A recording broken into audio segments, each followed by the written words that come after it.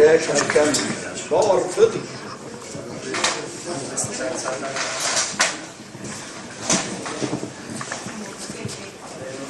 أشرف أبو جليل، عضو اتحاد كتاب مصر. صحفي فين حضرتك؟ كنت بكتب في الكرامة وبكتب في كنت وكنت خايض معارك كبيرة في هذا الشأن. أعرف الدكتور سيد خطاب من فترة كبيرة، وبالتالي كان دافعي للتحرك من 3 أيام في عمل ما يسمى بمبادرة الجماعة الثقافية لرأب هذا الصدع بين الدكتور سيد خطاب والسيد الوزير.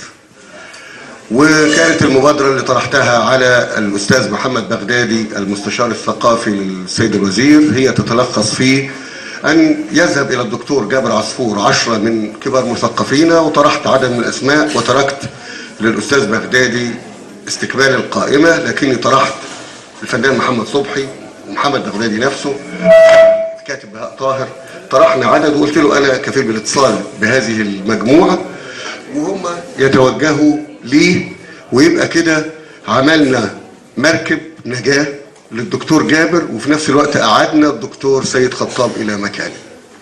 بكل لا يعني على أساس إنه سيد خطاب ما جاش بوقفة احتجاجية ولا غيره ولا كذا، ما رجعش، إنما رجع لأن الجماعة الثقافية أرادت هذا.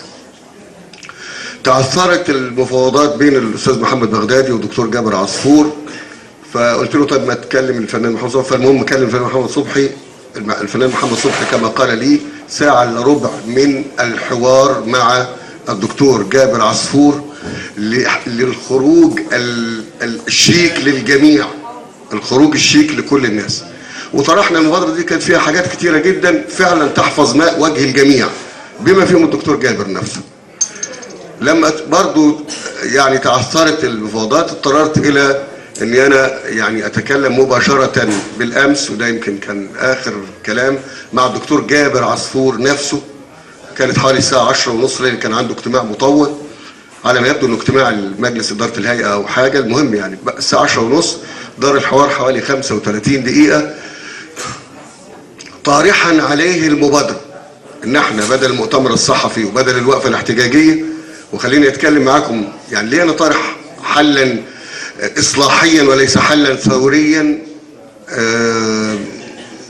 إنه أنا خايف إنه ما حدث مع شيماء الصباغ وهم 30 شاب يحصل قدام وزارة الثقافة. يحصل، معلش مختلف مع حضرتك، يحصل دم، يحصل نيل، يحصل قطران. بس أنا عن نفسي أنا مش بتكلم اسم الدكتور سيد، بس ده يعني أنا بتكلم على كان خوفي، ده كان خوفي وتقديري ده فعل ده يعني يا دكتور. وقلت له نصا أن سقوط قتيل من المثقفين أمام وزارة الثقافة لم تعد أنت جابر عصفور ولا وزارة الثقافة ثقافة ولا سيد خطاب ولا أي حاجة، يعني كلنا سنسقط إذا ما سقط قتيل